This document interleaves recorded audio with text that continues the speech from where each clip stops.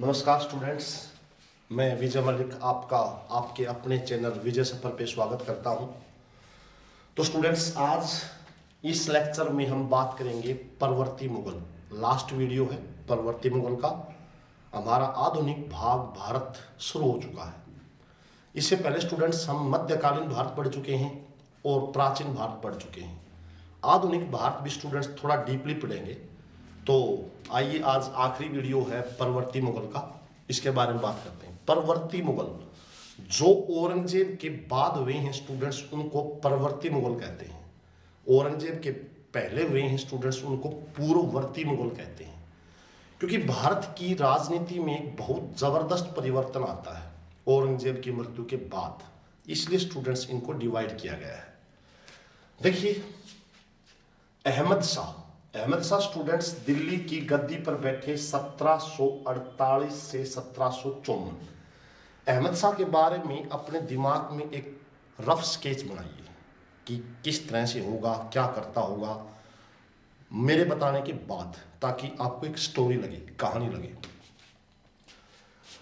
मुगल अर्थव्यवस्था स्टूडेंट्स इनके काल में लगभग समाप्ति की कगार पे थी।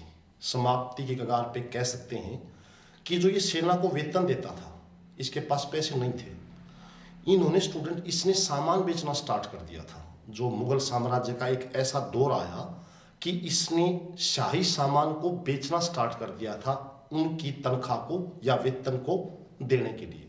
ऐसी पोजीशन क्यों आई? क्योंकि स्टूडेंट्स औरंगजेब के बाद जितने भी गद्दी पे बैठते हैं, शराबी होते हैं, लड़कियों के शौकीन होते हैं।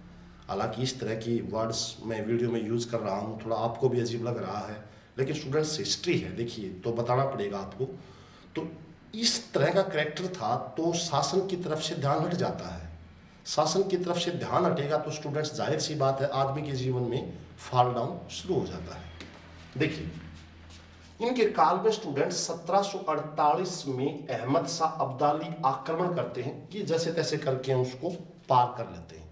हालांकि ये मैं आपको एक मजेदार बात बताना चाहूंगा कि अहमद शाह जिसके बारे में हम पढ़ रहे हैं, इनको इवन तलवार चलाना तक नहीं आता था। ये तलवार भी नहीं चला सकते थे।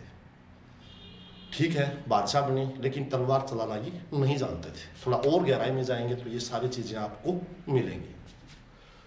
देखिए, इनकी माता का नाम उधमबाई, कहेंगे तो ढाल का और तलवार का दोनों ही काम ये करती थी।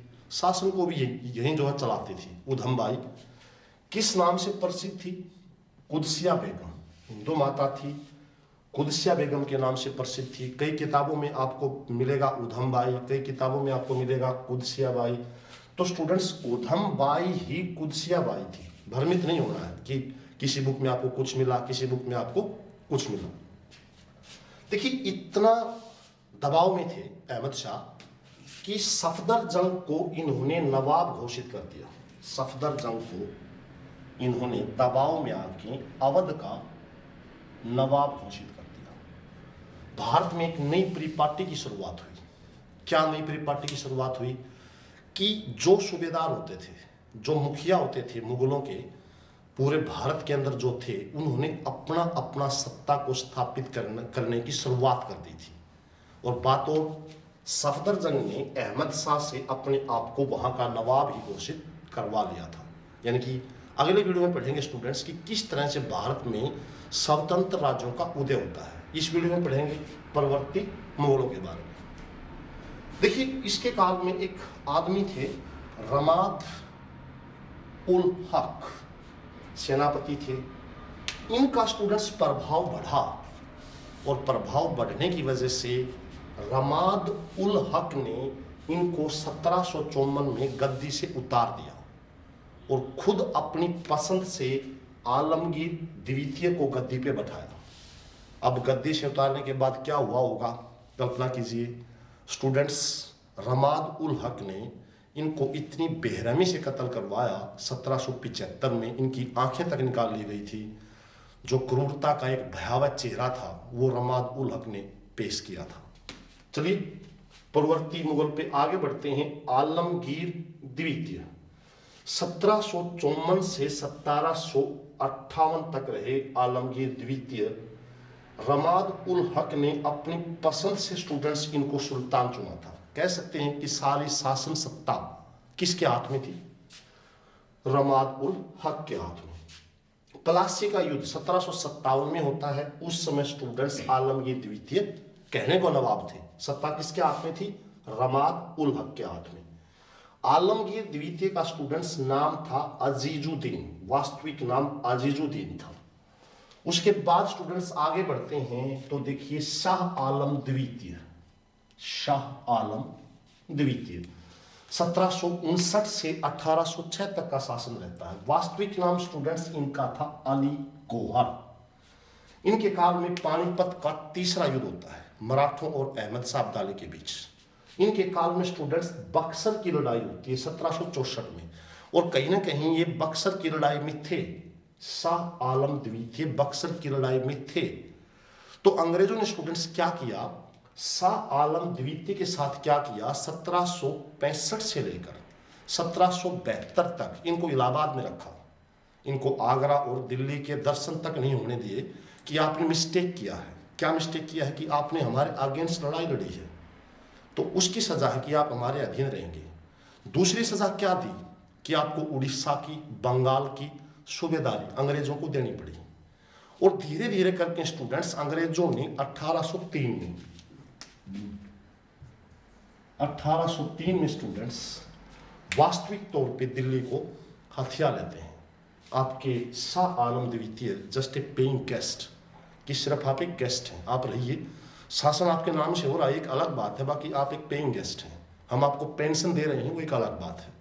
तो यहां से स्टूडेंट शुरुआत होती है पेंशन धारकों की, कि दिल्ली पे शासन किसका? अंग्रेजों का। जो भी बादशाह थे उनको पेंशन दी जाएगी, 26,000 रुपये, 26 लाख रुपए वार्षिक पेंशन आपको दी जाएगी। आप साइड में हटिए और बैठिए। उसके बाद देखिए स्टूडेंट्स 1806 में बनाए जाते हैं अकबर द्वितीय, सेकंड लास्ट पर्सन जो बादशाह थे, अकबर द्वितीय। 1806 से 1837 स्टूडेंट्स 1835 में मुगल सिक्कों का चलना बंद हो गया था। अकबर द्वितीय को अंग्रेजों ने अपमानित किया, यहां तक कि अकबर द्वितीय की पेंशन को भी बंद कर दिया। अभी अकबर द्वितीय ने राजा राम मोहन राय को, राजा राम मोहन राय को इंग्लैंड भेजा था अपनी पेंशन के लिए, कि आप जाइए मेरी पेंशन की बात कीजिए। तो राजा राम मोहन राय अकबर द्वितीय की पेंशन के लिए इंग्लैंड गए थे, जहां ब्रिस्टल के अंदर उनकी मृत्यु हो गई थी। थोड़ा विस्तार से पढ़ेंगे राजा राम मोहन राय जब आधुनिक भारत को और आगे बढ़ाएंगे तब।